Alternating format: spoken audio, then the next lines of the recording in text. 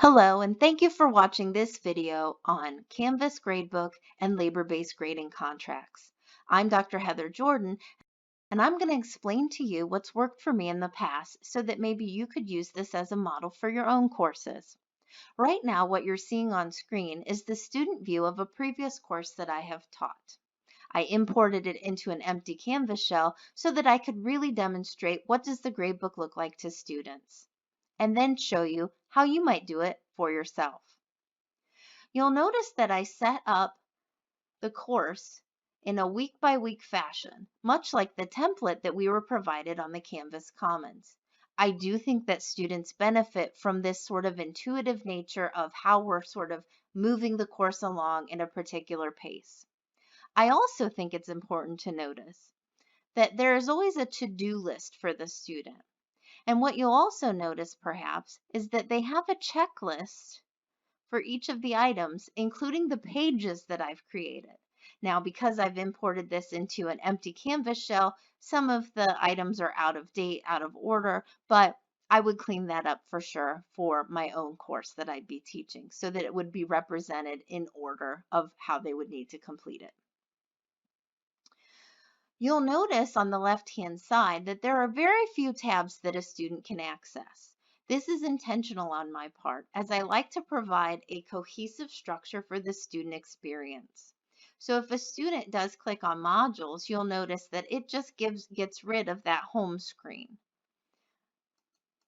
The home screen, however, provides this very important to-do list. So I really like to encourage the students to stay on the home page as much as possible and then to navigate the course from here. When we go to the student gradebook, you'll notice that the student's view looks very different than what you've experienced, unless you've looked at the student view yourself. In doing labor-based grading contracts, the important element isn't necessarily a point value or a numerical score that's given to an assignment, but rather, did the student try? Effort and labor are really the elements that we're measuring here. So if a student completed and submitted the work, then they get a check mark, as is indicated here. If a student has yet to complete the work, they will get an X on their gradebook. So essentially, a student will have a series of checks and X's all the way down the column as we move forward through the course. One element to mention here is this EX, or excused. You may have noticed that when an assignment is marked as excused, it is no longer bolded or as visible in the black as the other X's and checks are. That means that a student can no longer submit that assignment. So you'll notice if a grade gets marked as excused from the instructor perspective, the student cannot submit that work. That's important because in labor-based grading contracts, you might have a student that just wants to earn the C and therefore does not want to do the additional labor required to earn the B or the A. This allows you to go through and in advance mark that work which would be additional or work that is for a higher grade. If a student submits work, like is the case here for this introduction discussion board, where it says, hey, the student has submitted it, but you'll notice it's still marked as incomplete, a student might have a question. They can click on this comment and see, I'm glad you responded to the prompt, but remember, to get discussion board assignment marked as complete, you have to respond to at least 2 peers posts as well. So the student, if they click further and viewed the full discussion, they would see, yeah, I did respond, but I didn't actually engage with my peers. One element of doing a discussion board does require that. And so in order for this to get marked as completed, they would have to do additional 2 responses in order to also fulfill that requirement.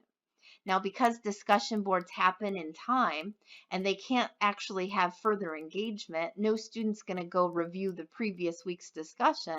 I often have students comment additionally in the next week's discussion to make up for the lost points. I can then go back and mark this as complete after they've completed the additional work in a later week. That's just something I've done, but feel free to use whatever method is best for you. We started with the student perspective here. Now I'm going to take you in to show you the instructor perspective so that you get a sense on how do you get the gradebook to work this way for students. So I'm going to leave the student view, and I'm going to remind you that for every element that you are contracted for, if you want them to do the labor, you have to have an assignment that corresponds with that. What you're seeing here is the instructor view of the gradebook.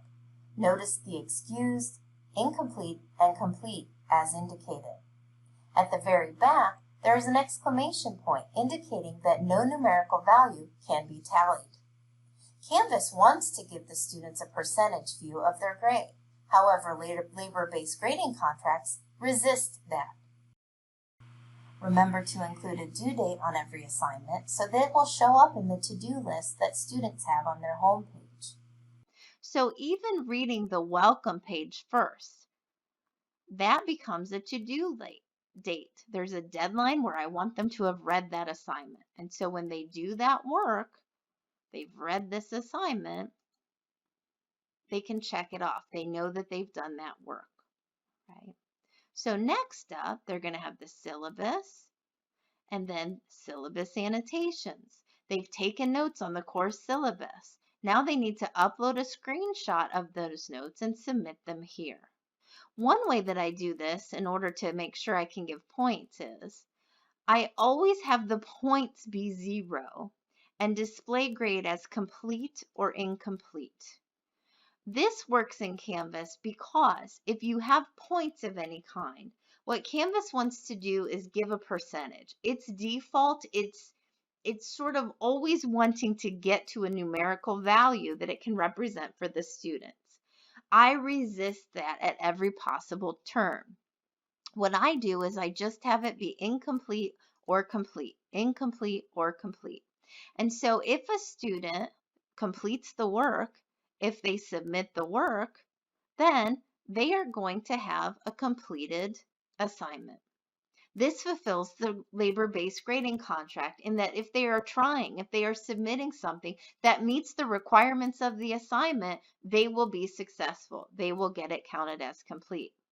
Now, it's important to mention that if it does not meet the requirements of the assignment, I often encourage them to try again until they are meeting those requirements. What I've done is I've taken the Ohio transfer module requirements and I've looked at what the minimum requirements are, and I've made those the minimum requirements to earn a C in my class. Then I've added additional labor to earn a B and even more labor and investment to earn the A. That's my approach, but you might have a different approach. Please feel encouraged to email me if you have any questions about how these labor-based grading contracts work with the Canvas grader. I'll be happy to talk with you. Thank you and have a wonderful day.